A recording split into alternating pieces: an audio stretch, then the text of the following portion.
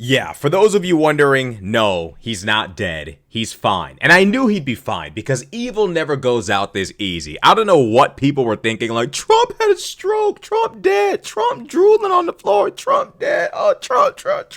Bitch, Trump is alive and well.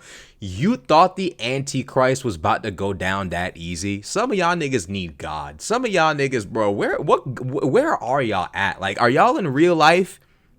Trump is alive and well, as I predicted he would be. Donald Trump has returned to, I guess, the public after 2 or 3 days of being missing. The White House throwing weird objects from the window.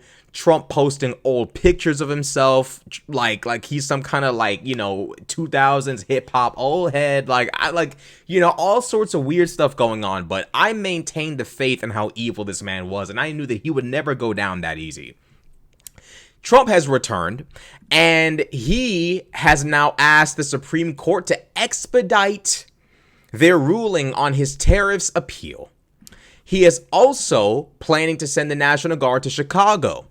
It was just ruled that Donald Trump's deployment of the National Guard to LA was illegal, and his deployment of the Marines to LA as being illegal. Both of those were declared as illegal by a judge. Trust and believe when I tell you, that man is perfectly fine. He's A-okay. He's still plotting evil. He is still plotting, malevolence, violence, nefarious plots and schemes are still very much taking place in that MAGA camp. Now, what's really, really interesting is the Chicago and LA situation.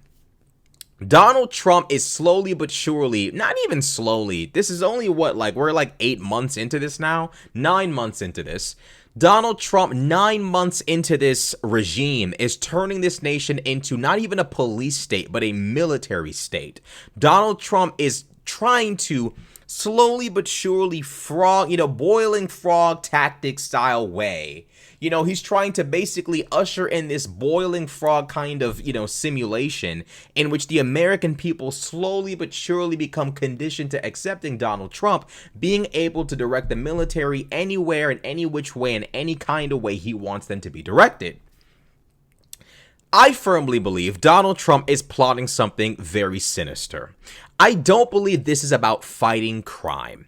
There are so many different aspects of lowering crime rates besides deploying the National Guard, and that conversation needs to be had.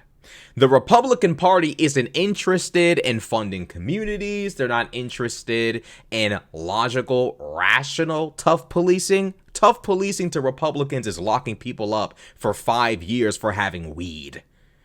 That's tough policing to Republicans. And Donald Trump is using the crime rate is too high as an explanation for deploying the National Guard to all of these different cities.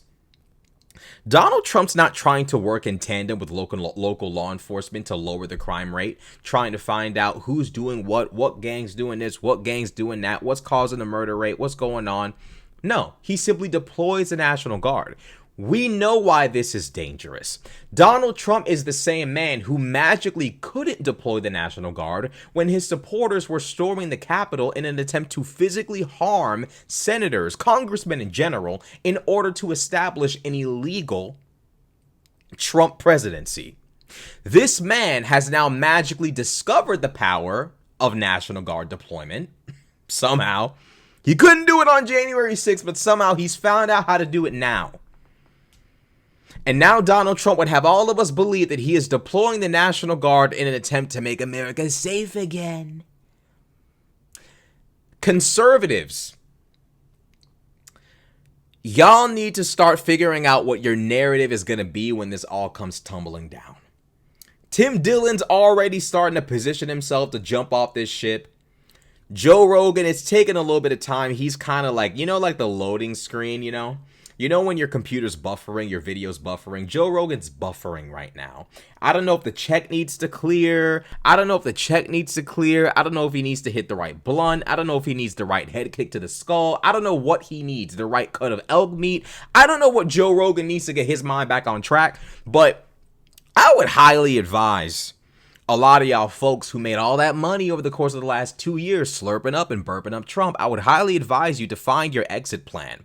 Figure it out. Between Donald Trump making America a military police state and RFK trying to turn us into the, I don't know, like Europe and the bubonic plague, between these two, y'all need to figure out what your exit strategy is in terms of media, in terms of public opinion, in terms of, oops, we kind of helped that guy win. You better figure it out, because that boy, he's perfectly fine. Trump is perfectly fine. He's doing A-okay. Trust and believe he's not dead. He's vibing and thriving, unfortunately.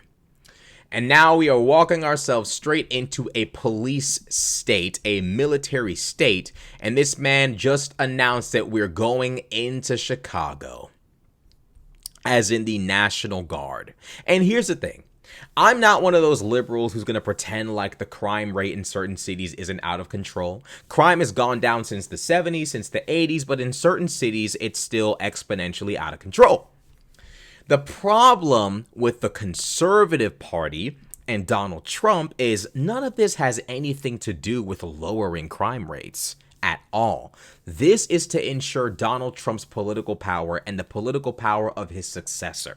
This is to normalize the police state, the military state. I'm not against tough policing, but we know how conservatives are with tough policing. It's not, oh, you killed a nigga, 50 years. Oh no, it's, oh, you smoke weed?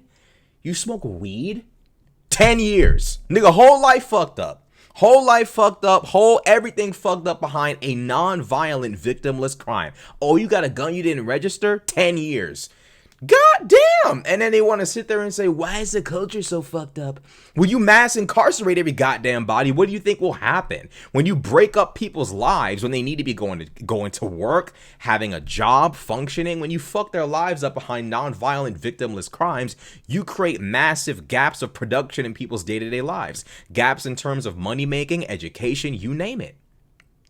Conservatives don't want to govern intelligently. They don't intend to actually solve the problem of crime intelligently. I don't have a problem with being tough on crime, but when conservatives say tough on crime, they mean locking women up for making choices with their own body. They mean locking people up for utilizing tiny amounts of like fucking weed.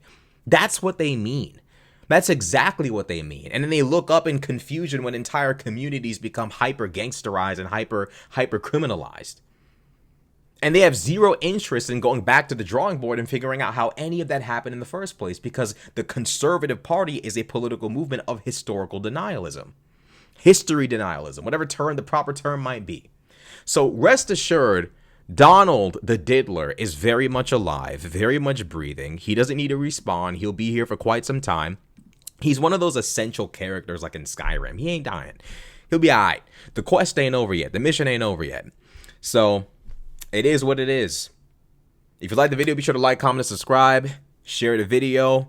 Follow me on Instagram. Follow me on TikTok. Share the TikToks. Like, comment, subscribe. I'm out.